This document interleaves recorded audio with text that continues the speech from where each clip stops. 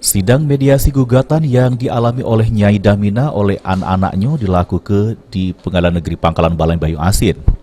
Juru sidang yang dilakukan secara tertutup dipimpin oleh Hakim Agewina Lubis, dihadiri galo oleh pihak penggugat yaitu anak-anaknya Nyai Damina sama para tergugat kecuali Lurah Kedondong Raya. Ditemui habis sidang, salah sikok penggugat yaitu cucu Nyai Damina jelaskan kalau mereka ngelaku kegugatan karena prihatin selik reto keluarganya dijajaka oleh salah sikok cucung Nyai Damina bernama Angga Julian Aksa.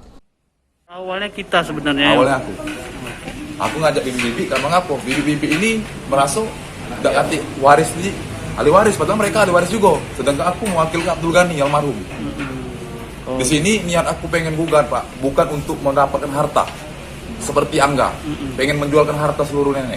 Aku di sini cuma ingin membatalkan, karena aku berpesan sama bibi-bibi aku, tanah itu pengennya anak cucung tinggal di sana, bangun rumah di sana, tempat usaha di situ, jangan dijual. Itu pesan makanya aku niat pengen batal ke ngajak bibi aku, karena ngapa? Bibi aku ahli waris, anak Haja Damina juga, makanya aku ngajak bibi aku, tidak mungkin aku dewean Pak.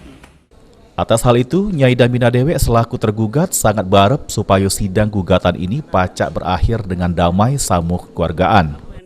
Apa yang disampaikan diharap ke? Aku udah letak harapan, pacaklah ke pengadilan tuh. Kalau aku tidak suka kalau tanah itu nak dirampasin balik, tidak baca. Sebabnya sudah dibagi-bagikan, 1750, 4 beradik. Kasih uang dia tidak mau, apalagi nak kasih cuma-cuma tu tak katiknya. Lebaran lagi tak katik dasarnya. Tidak nak berdamai nek sama anak-anak. Hah? Tidak nak berdamai apa?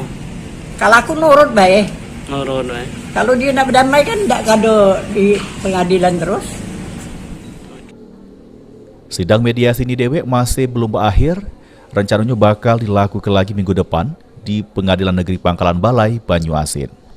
Sulaiman, PAL TV.